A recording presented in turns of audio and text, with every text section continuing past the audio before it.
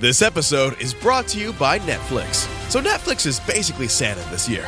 2 NFL games on Christmas Day, streaming live. At 1 p.m. Eastern, it's Cowboys, Commanders. Then at 4:30, you've got Lions, Vikings. Midwest football, playoff stakes, and probably some snow. Watching holiday football is a tradition the whole family can enjoy. Open some gifts, grab some food, settle in, and watch NFL Live on Netflix this Christmas Day. This episode is brought to you by McAfee. Swimsuit, passport, phone, with VPN activated. VPN? Cell phone service is going to be spotty on vacation, so we'll be using public Wi-Fi. Sounds sketchy. Exactly. The networks can leave your personal info, like credit card numbers, exposed to hackers. McAfee's secure VPN lets you browse and bank safely from wherever, whenever. Learn more at McAfee.com/online protection. Ben Franklin's World is a production of the Omohundro Institute, and the sponsor for this episode is HelloFresh. Welcome to Ben Franklin's World, a podcast about early American history with Liz Covart. The study of history is key to understanding who we are and how we can affect a better future. Ben Franklin's World will introduce you to historical people and events that have impacted and shaped our present-day world. And now, here's your host, Liz Covart. Hello, and welcome to episode 178 of Ben Franklin's World, the podcast dedicated to helping you learn more about how the people and events of our early American past have shaped the present-day world we live in. When we learn about early American history, most of our teachers and college professors begin with stories of Jamestown and Plymouth. They start early American history with 17th century colonial stories. But the history of early America is actually much older, even if you just stick with colonial American history.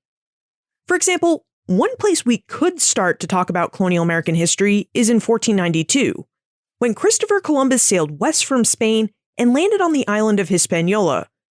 From Hispaniola, the Spanish went on to colonize large parts of the Caribbean, Central America, North America, and South America. Their territorial claims in the Americas was so great that Spain even had to form a special entity called the Viceroyalty of New Spain just to govern it all. Now, the territory of New Spain comprised all territory claimed by the Spanish north of the Isthmus of Panama.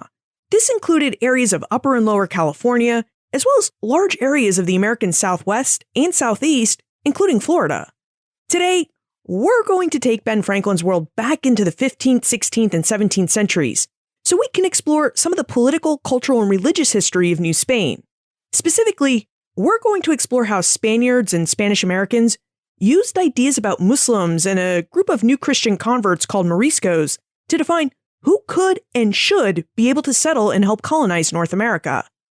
Caroline Cook, the author of Forbidden Passages, Muslims and Moriscos in Colonial Spanish America, will serve as the guide for our foray into New Spain. And as we investigate who Spaniards thought could and should settle in New Spain, Caroline reveals interactions between Christians, Muslims, and Jews in Spain, who the Moriscos were and how Spaniards defined this group, and details about the everyday lives of Muslims and Moriscos in Spanish America during the 16th and 17th centuries, and the challenges they faced because of their religious pasts. But first, just another reminder that we're going to host a book giveaway. It'll take place the first week of April, and we have a lot of books to give away. To participate in the giveaway, you need to be a member of the Ben Franklin's World listener community on Facebook. It's free to join. Just text BFWorld to 33444 and click the link for the group in the email that I'll send you. Okay, are you ready to head into the colonial history of New Spain? Let's go meet our guest historian. With tidings and wisdom to share about our early American past, here is this week's special guest. Joining us is a lecturer in the history of the Atlantic world at Royal Holloway, University of London. Her expertise is in Iberian Atlantic history, where she focuses on interconnections between the Atlantic and Mediterranean worlds. And today, we'll explore some of those interconnections as we discuss details from her book, Forbidden Passages: Muslims and Moriscos in Colonial Spanish America. Welcome to Ben Franklin's World, Caroline Cook. Hi, how are you? Thank you so much for inviting me. Well, thank you for joining us. Forbidden Passages is an interesting history that explores how the Spanish created their empire by defining the people who could be a part of that empire during the 16th and 17th centuries. it's also a history that focuses on the experiences of Muslims and Moriscos who migrated to colonial Spanish America. Caroline, we're going to talk about the history of Spanish America, but before we do, could we explore the history of Spain for a moment? Would you tell us about the history of Muslims on the Iberian Peninsula and about the religious strife that existed between Christians, Muslims, and Jews? Definitely. There's a really long and rich history of interactions between Christians, Muslims, and Jews in Iberia prior to the 15th century, moments of not only conflict, but also of trade, of exchange. And it's really important to take into consideration the complexity, how looking back on that period, we might have either an image of very peaceful coexistence or image of violent conflict, but the reality was much more complicated. There were a number of Muslim kingdoms on the Iberian Peninsula from the 8th century to the last Muslim kingdom of Granada in the 15th century. And again, there were religious minorities living in each of these kingdoms, in the Christian kingdoms as well. There were Muslim and Jewish populations. And over the course of all of these centuries, you do see a great deal of interaction as well as moments of conflict. This changes by the time we get to the 15th century and the marriage of Ferdinand and Isabel, a growing interest in uniting the kingdoms of Aragon and Castile, and a growing emphasis on Christianity. That's really interesting. So when we look at interactions between Christians, Muslims, and Jews on the Iberian Peninsula between, say, the 8th and the 17th centuries, we shouldn't just see strife and conflict between them. We should also see a lot of cooperation and peaceful relationships between them. Definitely. And it is important to consider, the union of the crowns and the subsequent political decisions made by Ferdinand and Isabel in their interest in conquering Granada. This marks a major shift from the legal and religious position of religious minorities in the Christian and Muslim kingdoms. Now, your book Forbidden Passages uses a group called Moriscos as a window onto how Spaniards described and defined the different peoples they thought should be included or excluded from their empire. And I think this is a really important point to grapple with because the Spanish Empire was really prominent and important during the colonial history of the Americas. So, would you tell us who the Moriscos were so that we can better understand the process behind defining who could belong to the Spanish Empire?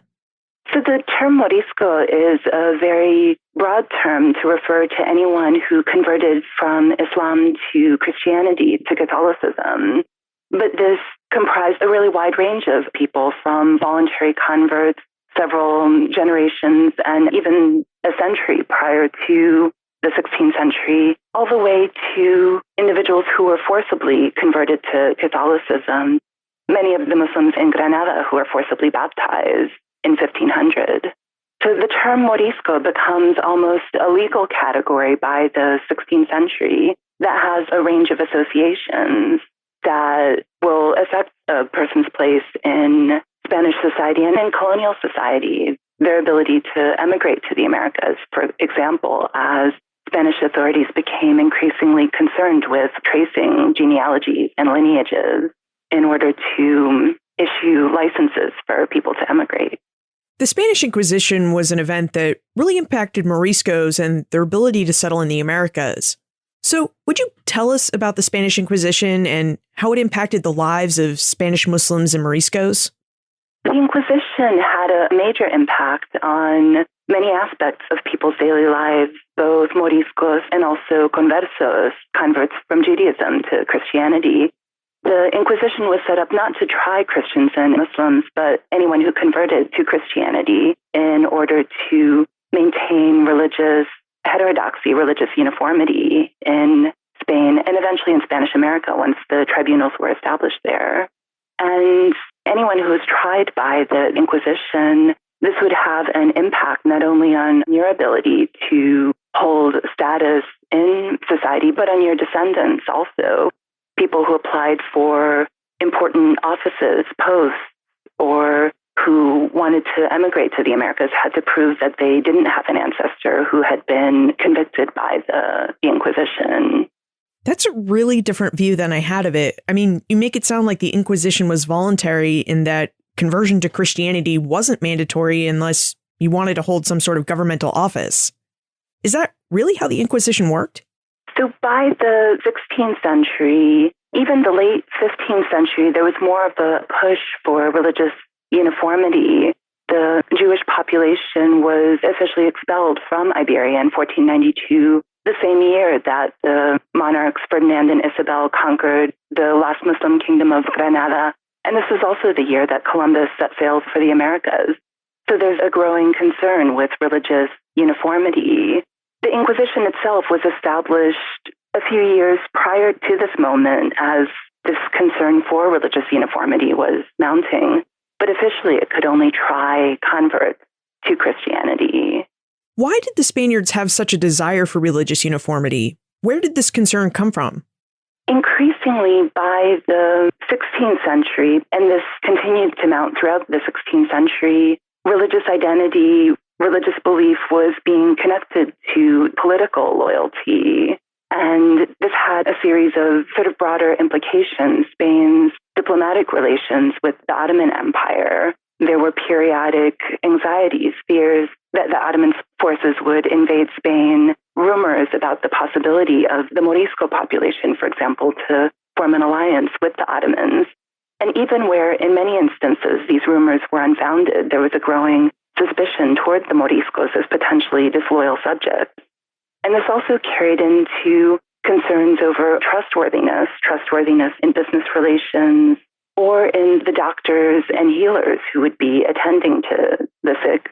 Morisco doctors and midwives were increasingly prohibited from practicing in Spain. And this also plays out in the denunciations of Morisco healers in the Americas. I guess the Inquisition and everything around it shows just why the Spaniards had to think about their empire and who they wanted to be a part of it. Because trust was a major issue. I mean, they wanted to know that their empire would be filled with people they could trust, that their colonies in North and South America and the Caribbean had people they could trust living in them.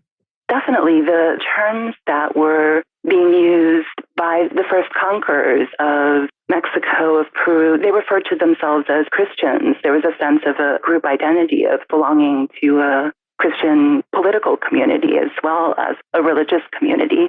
But this wasn't entirely uniform either. There was a great deal of criticism within Spain.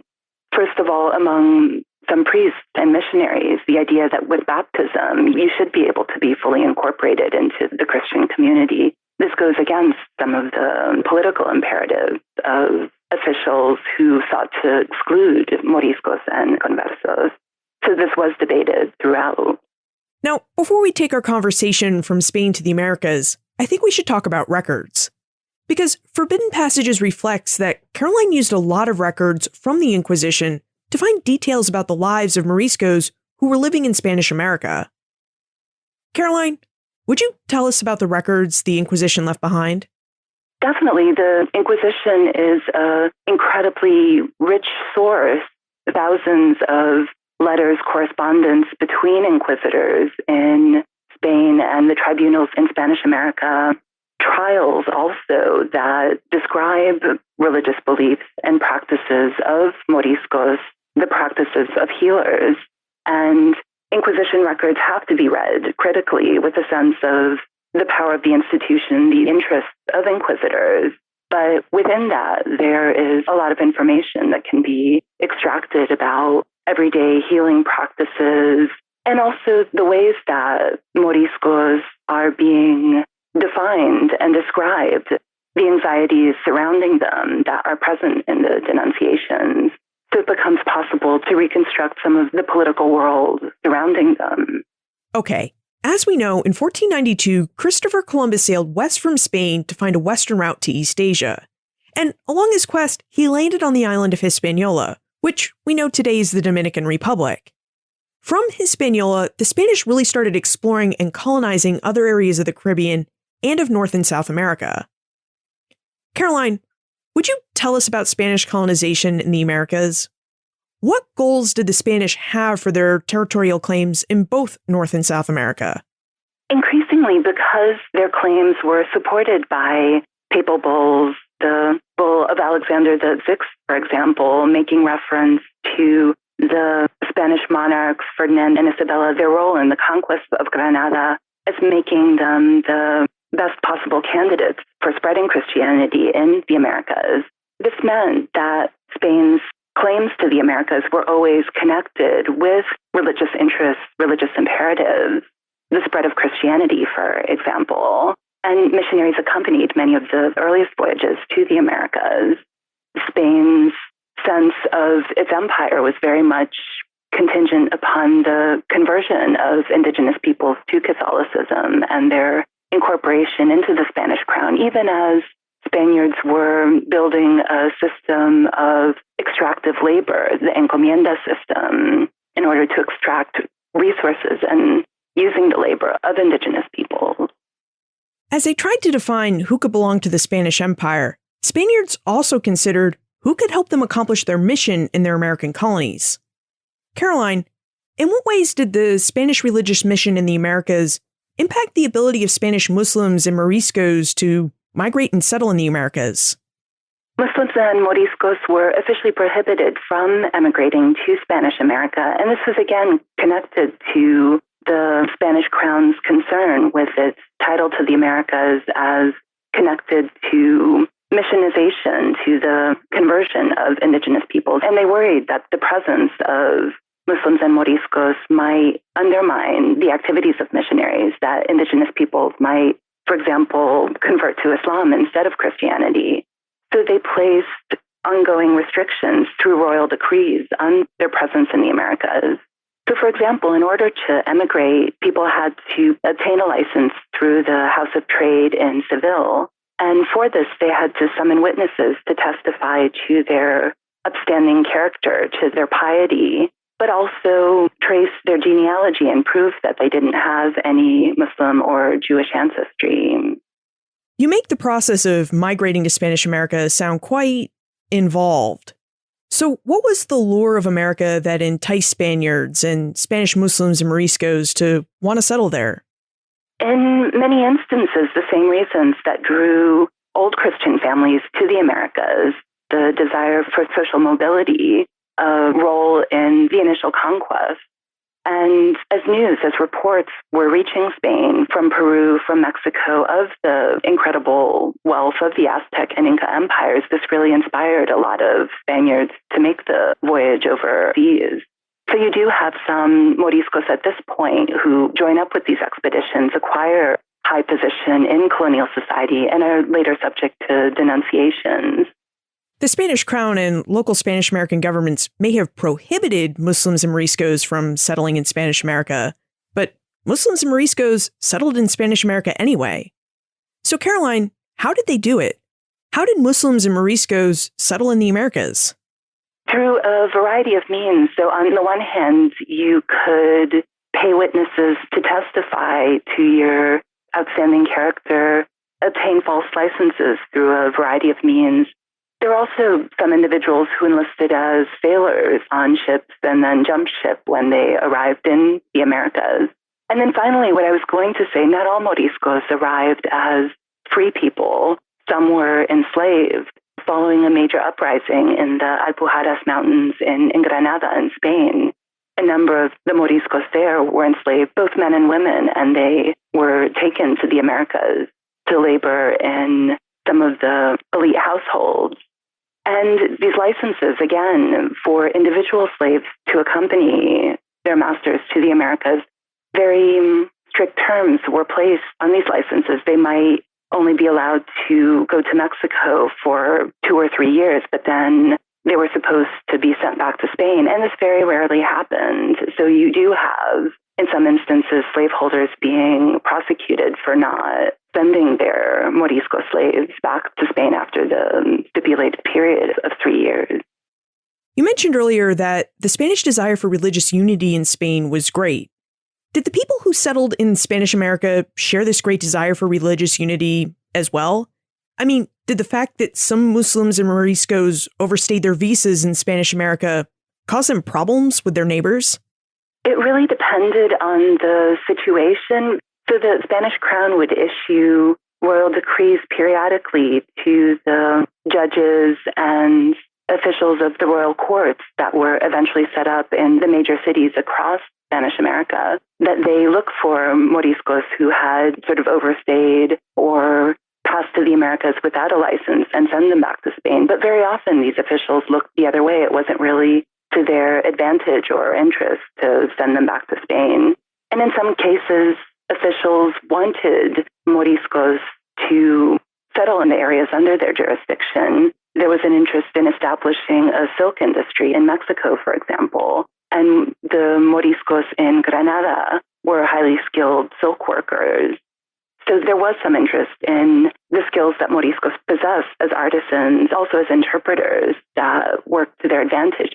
That said, as time passed, people were aware of these broader anxieties surrounding Moriscos, and if they had any reason to sort of enter into a conflict with a neighbor or a competitor for official posts, they might denounce someone whose Morisco ancestry was well known in the community in order to try and undermine their claims to a particular post or encomiendas to and land. Wow, Moriscos served as interpreters in Spanish America? I find this really curious because it seems like to be an interpreter, which likely would have involved taking the government's message and translating it so that Native Americans understood that message. Like, that job would have involved a high degree of trust from the government. And I find this curious because the Spanish government is saying, we trust Moriscos enough to translate our message to Native Americans, but we don't actually trust them enough to allow them to officially settle in Spanish America. Definitely. And this issue of trust resurfaces frequently. There were several cases of interpreters being denounced over this issue of trust, especially in the early expeditions, as having great skill with languages, knowing multiple languages, by it being easier for them to learn the indigenous languages like Nahuatl. Why did Spaniards consider Moriscos to be good interpreters? I mean, why were they good at speaking and learning many languages? Especially in Granada and some other parts of the Iberian Peninsula, many of the Muslims and Moriscos spoke local dialects of Arabic in addition to Castilian, or they might know several of the languages spoken on the peninsula. So this again goes into their perception as knowing multiple languages. Would you tell us a story of a Morisco interpreter who ran into trouble in Spanish America because they were a new Christian? Definitely. There were 3 interpreters in Mexico who were active under the Viceroy Antonio de Mendoza, and they were, again, cast as sort of untrustworthy in a court case surrounding the official inspection of one of Mendoza's officials. And the language that's used to describe them really reflects the anxiety surrounding Morisco interpreters. This was a case where one of the officials employed under Antonio de Mendoza was being tried for corruption, and they had acted as interpreters under his watch, and they were also very much incorporated into the local society, living and working for indigenous people. And the Spanish officials represented this as being sort of very dishonorable, referring to all 3 of them as being the descendants of Moriscos, in one case as the son of a Morisca slave. Again, we don't know too much about them and their lives beyond this particular case. So what we have are the denunciations and the ways that people thought to be the descendants of Moriscos were cast as untrustworthy and potentially disloyal subjects. Was it ever the case that someone charged someone or denounced them as being a Morisco and they were in fact, an old Christian, that it was a false charge? Definitely. And in many of the cases, it also is very difficult to determine. What's interesting are the defense that people would sort of mount with their lawyers in order to make the argument that they were old Christian, or to make the argument that it didn't matter. There's the case of Diego Romero in New Granada, what's today Colombia.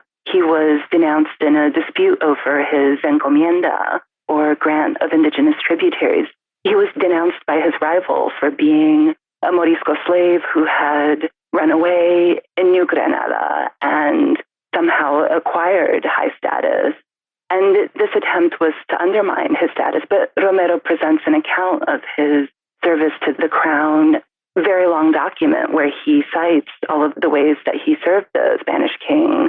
And the language that he uses, he casts himself as an honorable member of society. He says that it doesn't matter whether or not he is a Morisco, but his services to the crown should prove otherwise. So what happened to Diego Romero? I mean, did his services to the crown help him fight the charges against him? He actually won his case, and the charges had to be dropped. He had enough people in his community who supported him. This was the other issue. If your public reputation was incredibly important, and so if you could marshal witnesses to testify to your good character, then this would also have an impact in dropping charges. Okay, we need to take a moment to talk about our episode sponsor. And then we're going to ask Caroline what everyday life was like for Moriscos and Muslims in Spanish America. We've been exploring the immigration of Spanish Muslims and Moriscos to the Americas between the 1500s and 1700s. And as you may have guessed, once there was a flow of people between the Americas and Spain, there was also a flow of new and different foods, too. For example, European traders introduced sugarcane to the Americas and sent foods like vanilla pods and kidney beans back to Europe. However, the foods sailors ate on these exchange voyages was a whole other story. Their fare consisted of salted meat, olive oil, molasses, cheese, almonds, hardtack biscuits, and dry legumes, all because they could be kept stable in barrels and sometimes damp ship holds for months at a time. Fortunately, unlike early American sailors, we don't have to rely on coopers or barrel makers for the safe transport of our food, nor do we have to eat the same meals repeatedly for months at a time. With HelloFresh, we can enjoy a variety of fresh fruits and vegetables, along with meats and spices that come in just right, pre-measured amounts so that we can enjoy a relaxing and delicious cooking experience. I've been a happy HelloFresh customer for about 2 years now, so I can tell you that HelloFresh sends me a well-insulated, fully recyclable box full of food right to my front door. That each box contains clearly labeled meal bags that contain all the ingredients I'll need to cook each meal, and easy-to-follow recipe cards that help ensure that I can cook each meal in about 30 minutes. HelloFresh does all of this for me for less than $10 a meal. You should give HelloFresh a try and see how much more fun and easy they'll make your meal times. For $30 off your first week of HelloFresh, visit HelloFresh.com and use promo code BFWorld30. Again, that's HelloFresh.com and use promo code BFWorld30. Caroline, during the 16th and 17th centuries, what was everyday life like for Moriscos and Muslims in Spanish America? I mean, you've told us that those who migrated faced special challenges, but were they able to find jobs and worship their religious faith either in public or quietly in their private homes? Again, really varied as much as sort of anybody's life would have varied depending on where you were living, whether it was one of the capitals of the viceroyalties or in a more rural area. You have some individuals who continued to practice Islam in secret, but also there were Moriscos who would have been Christians for several generations, but who had been labeled Morisco with this obsession with lineage and ancestry that was taking shape during the 16th century. So for some Moriscos also, the desire to emigrate to the Americas would have been to distance themselves from the increasing suspicion and tension in Spain, the hope that they could be fully incorporated as Christians in colonial society. So you have an entire range of beliefs and practices, an entire range of people's experience of their own identities and relationships with each other. Since experiences varied, was there a place in Spanish America known for its tolerance of Moriscos? You know, a place where Moriscos tried to settle if at all possible? I don't think that there was necessarily an area that was seen as more accepting or tolerant. That said, in areas that were potentially farther from the more direct reach of authorities, you could potentially find the hope of being able to escape some of the surveillance. But for example, if a royal decree was issued to the judges and officials of the royal courts or audiencias, the extent to which they would have been interested in sending people to the more remote parts of the viceroyalty would have been fairly unlikely. So people might have traveled to these regions with the hope of escaping surveillance. And there was also increasing anxiety, sort of talk about the possibility for Moriscos and conversos to find refuge in some of these places. You know, we've been speaking quite broadly about how Spaniards kind of feared Moriscos and Muslims.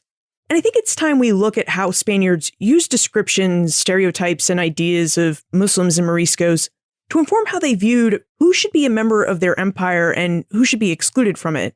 I mean, especially when settling in Spanish America. So, Caroline, would you tell us how the Spaniards portrayed Muslims and Moriscos during the 16th and 17th centuries? In many of the official discourses, there was a great deal of concern with the presence of Moriscos in the Americas, and also tied up with Spanish anxieties about the Ottoman Empire and the potential of conflict with the Ottoman Empire. As a result, Moriscos were represented as potentially disloyal subjects, as rebellious, and their faith in Islam was also cast as a potential point of rebellion. So you have very negative representations of Moriscos on the one hand as disloyal, as rebellious. And these images were, by the late 16th century, also projected onto some indigenous communities in the Americas that Spanish authorities were concerned with conquering. The stereotypes of Moriscos as being potentially violent, rebellious, disloyal subjects was also connected to arguments about enslaving them, the ability to enslave Moriscos who were officially Christians. It was not considered necessarily legal to enslave a fellow Christian, so they had to cast Moriscos as apostates and as rebellious in order to make arguments about enslaving them after this major uprising in Granada. And similarly, after the new laws in 1542, indigenous peoples were not supposed to be enslaved by the Spanish crown. And yet we know that there were raids into some of the frontier areas to take captives, to enslave indigenous people, to sell them into slavery. And so the soldiers taking part in these campaigns had to use arguments comparing them explicitly to Muslims and Moriscos in order to justify their enslavement. I do want us to explore how ideas about Moriscos and Muslims inform Spanish ideas about Native Americans. But first, if you were someone who was living in Spanish America, and you've been told that Moriscos are potentially dangerous, how would you use these government descriptions of Moriscos to be on the lookout for something suspicious in your neighbors and fellow colonists? So descriptions of Moriscos, and specifically the practice of Islam, were being disseminated in local communities through officials of the Inquisition. They periodically read edicts where they described the practice of Islam, their specific view of how Islam was practiced. For example, invoking Muhammad or praying in Arabic, turning in a specific direction and kneeling while praying. All of these were preached publicly in local communities, and people were urged to denounce their neighbors if they saw anyone practicing any of these things. And so this prompted individuals in local disputes to denounce a neighbor. And this also entered into relationships between the sick and healers. I found several cases of healers who were tried for practicing Islam by the Inquisition. For example, including words in Arabic in their cures, or in one instance, saying something that was perceived to be negative about the Virgin Mary, and in one case became a sign of his being a Muslim and the ineffectiveness of his cures. But then inquisitors really seized upon this, focus on what he says about the Virgin Mary denying her virginity. And in the printed accounts that follow his trial and execution, really sort of cast him as a major heretic. So knowledge about these really negative representations of Muslims are circulating both orally through the preaching of these inquisitorial edicts to representations in sermons where priests refer to concern of the expansion of the Ottoman Empire, all the way to the visual images of Muslims and also of Santiago, St. James, that we see in some parish churches. Santiago as the so-called Moor slayer. He's represented on horseback as sort of conquering Muslims. And he is referred to as appearing at certain moments in not only conquest of Muslim communities on the Iberian Peninsula, but also the conquest in Mexico. That's really interesting because we often think of the Inquisition as being associated with Spain, not Spanish America. And yet it sounds like it spread across the entire Spanish Empire. Definitely. There were 3 tribunals that were established in the capitals of the viceroyalties in Lima, Peru, in Mexico City, and then a few years later in Cartagena de Indias in 1610. And these were established fairly late, the tribunals in Lima and Mexico City, in about 1570. Prior to this, the bishops in the Americas had jurisdiction over trying cases of religious heterodoxy in their courts. But by the 1560s, 1570s, Spanish authorities wanted to establish Inquisition tribunals in Lima and Mexico City in order to sort of more officially process some of these cases. And you begin to run into disputes over jurisdiction between bishops who wanted to continue to maintain jurisdiction over ecclesiastical cases, cases of belief within their diocese, and the Inquisition, who assumes jurisdiction over them after 1570 in these areas. But also the status of indigenous people who were never subject to the Inquisition. They remained under the jurisdiction of the bishop. Following baptism, their religious faith was what was questioned. Speaking of Native Americans, you mentioned earlier that Spaniards used ideas and descriptions about Muslims and Moriscos to inform how they portrayed and thought about Native Americans. Would you tell us more specifically how ideas of Muslims and Moriscos influenced Spanish and Spanish American views of Native Americans? Many of the comparisons between indigenous peoples and Moriscos and Muslims were in the context of campaigns to expand into frontier areas and also enslave indigenous peoples who resisted Spanish encroachment. And many of these representations of Muslims as rebels, as apostates, as people who rejected Christianity, were then mapped onto these indigenous communities in order to justify their enslavement. You know, earlier we were talking about the fact that if you get accused of being a Morisco in Spanish America, you had to go before an inquisitorial board and answer the charge.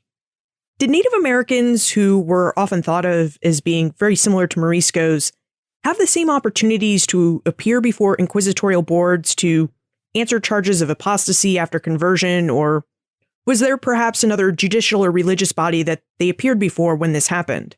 So indigenous peoples were officially not subject to the Inquisition, but they could be tried by local bishops for maintaining their older beliefs and practices. And so you do have cases of individuals, a great deal of anxiety in the Andes, for example, by the late 17th, early 18th centuries, with idolatry trials, where religious authorities were concerned with maintenance of older beliefs. By the end of the 17th century, when Spaniards had about 200 years worth of colonial experience, did the Spanish reach any sort of resolution on who they wanted as members of their empire? And did Native Americans, Moriscos, and Muslims ever fit within their vision of their empire and nation?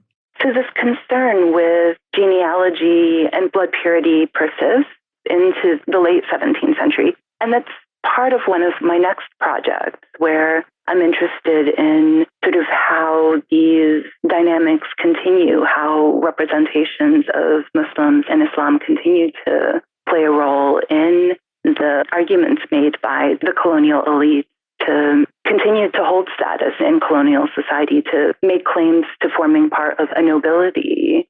But in terms of the degree to which the royal decrees were being issued, it seems like they sort of drop off after the early 17th century.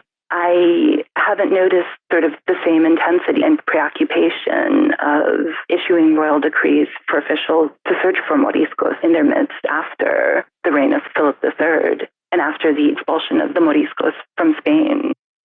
Caroline, why do you think understanding how Spaniards defined Muslims, Moriscos, and Native Americans in the 16th and 17th centuries is important?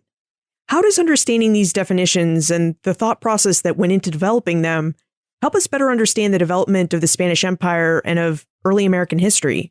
It really connects to this question of representations of Muslims and Islam, to Islamophobia also. That's still very relevant today, how negative representations of Muslims have a long history playing out in terms of anxieties about emigration, anxieties about belonging to a particular community.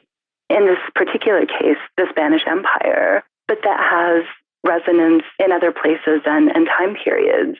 Also, the growing concern with constructing a nation that was different from earlier centuries. By the late 16th century, definitions of nation as being very much connected to religious identity as Catholic, not only in the context of conflict with the Ottoman Empire, but also the Protestant Reformation and drawing boundaries between religious communities in defining nation.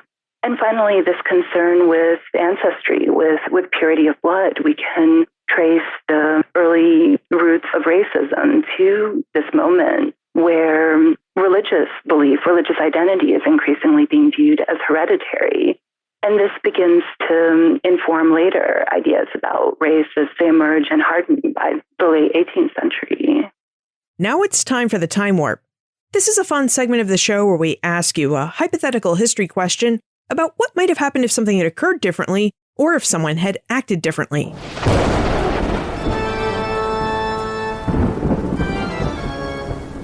The Time Warp. Historians can't predict the future, but they can speculate about what might have been. In your opinion, what might have happened if Spain had allowed Moriscos and Muslims to settle in Spanish America without any restrictions? How would the history of early America have been different? So that is a huge question. And there are a couple of ways that I could potentially speculate as to how Spanish American history would have been different. I might say that we would see a larger Muslim population in Latin America that dates back to a much earlier period that has a much longer history if people didn't have to hide their beliefs. But that said, it's important to recognize that Moriscos comprised a really wide range of people, many of whom identified as Christians, even as their grandparents might have been Muslim. So it's sort of hard to say whether or not there would have been a more visible Muslim population. Spanish authorities might have also allowed for larger groups of Moriscos to arrive and settle, potentially the groups of artisans whose skills they valued. So there was, as I mentioned, the major silk industry in Granada. Moriscos played a very important role in the production of silk. And the Spanish authorities hoped to establish a silk industry in Mexico to train indigenous people to spin silk and raise silkworms. So perhaps we might see a silk industry emerging in Mexico more prominently than the few attempts that were made. But again, it's really hard to speculate. Earlier, you started to tell us about your new project. Would you tell us more about it? I'm working on a couple of new projects. The one that looks at the representations of Muslims and Moriscos by the 17th and early 18th centuries, the role that these representations play in family histories, the production of histories by elite families that attempted to stake claim to noble status in the Americas. But I've also started work on a micro-history. I found a case of a North African slave who denounced himself to the Inquisition in Seville, Barcelona, and in Mexico City. And I have thousands of pages of documents spanning a 30-year period where he enters into debates with inquisitors about the nature of the Eucharist, the role of the priest during Mass. He has a number of conversations about Islam and Christianity and his concern with salvation. And he also, through each of these trials, he actually denounces himself. He's not denounced by others. He is attempting to negotiate his status as a galley slave to be removed from the galleys. And each time he denounces himself, the inquisitors put him to work listening to his appeal to practice his profession as a cook in a hospital or monastery. He runs away, is re-enslaved, denounces himself again. So I'm really interested in comparing his testimonies, looking at issues of self-presentation in the face of powerful institutions like the Inquisition, the degrees of agency that individuals could have, and the ways that he tells his life story in each of these trials, issues of testimony and self-presentation. How can we contact you if we have questions about Muslims and Moriscos in early Spanish America? My website at Royal Holloway, University of London, has all of my contact information and a list of publications and the courses I teach also. I would definitely welcome questions. Caroline Cook, thank you for taking us into Spanish America and for giving us ideas about what life was like for the Muslims and Moriscos who lived there. Thank you so much for inviting me. Prior to the 15th century, Spain had a long, rich history of mostly peaceful interactions between the Christians, Muslims, and Jews who lived in Iberia. It was the marriage of King Ferdinand and Queen Isabella that changed the nature of those relations. Upon uniting their Iberian kingdoms of Aragon and Castile through marriage, Ferdinand, Isabella, and their subjects became increasingly concerned with achieving religious uniformity across the Iberian Peninsula and after 1492 in its American colonies as well. Now, to achieve this religious uniformity, the monarchs established the Tribunal of the Holy Office of the Inquisition, or the Spanish Inquisition, in 1478. The purpose of the Spanish Inquisition was to make sure that people who had converted to Catholicism, forcibly or otherwise, had truly converted. But the Spanish Inquisition just wasn't enough to achieve the level of religious uniformity the Spaniards sought. So in 1492, Ferdinand and Isabella expelled practicing Jews from their kingdoms, while their army finished its conquest of the last Muslim kingdom in Iberia, Granada. Now, with its plans to achieve religious uniformity throughout the Iberian Peninsula well underway, Spaniards began thinking about how to create and enforce religious uniformity in Spain's American colonies as well. As Caroline revealed, religion and ideas about religion constituted an important part about how Spaniards thought about who should belong to their empire and who should be able to settle in their colonies. Spaniards considered whether Muslims and Moriscos, those men and women who had either converted from Islam to Catholicism or who had been born into families who had converted less than a century before, Spaniards thought about and considered whether these people should be able to settle in North America. Oftentimes, the answer was no. However, as we just discovered, sometimes the answer was yes. Sometimes the Spanish government granted permission for Morisco servants and slaves to accompany their masters and temporarily settle in New Spain. Other times, the Spanish government seems to have permitted those with excellent language skills to migrate to New Spain, provided that they serve as interpreters. But for those Muslims and Moriscos who really wanted to migrate to New Spain, so that they could take advantage of all the opportunities it afforded, well, sometimes Muslims and Moriscos said yes when the Spanish government said no, and they found their own extra-legal ways to get to New Spain. Now, the concern over Muslims and Moriscos settling in the Americas opens a window onto the anxieties about who the Spanish thought could make industrious and trustworthy colonists. Colonists who could ultimately help Spain secure American lands for its empire. Plus, this concern over Muslims and Moriscos also shows us how Spaniards thought about the new indigenous peoples they encountered. Could new indigenous converts to Christianity be members of the Spanish Empire? Could they really become trustworthy subjects and colonists? Spaniards just couldn't help but think about Moriscos when they tried to answer these questions. As Caroline noted, thinking about how early modern Europeans and Euro-Americans thought about who could join their emerging nation-states and empires is really important. It helps us gain a different dimension on how they viewed their American colonies and colonists. And it helps us see that over 500 years later, we still think in similar ways about many of the same issues of belonging and who can belong to our particular states and communities. Look for more information about Caroline, her book Forbidden Passages, plus notes for everything we talked about today on the show notes page. benfranklinsworld.com/178. Thanks to HelloFresh, you don't have to eat like an early American sailor. HelloFresh will allow you to enjoy all sorts of fresh food offerings with great recipes that you can prepare in just about 30 minutes. So give HelloFresh a try by visiting HelloFresh.com and using promo code BFWorld30. Finally, what other aspects of Spanish American history would you like to explore as we continue our quest to learn more about our early American past? I always love to receive topic requests, so please share your ideas with me via email, liz@benfranklinsworld.com.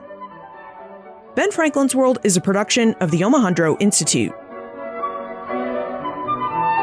And remember, never leave till tomorrow that which you can do today.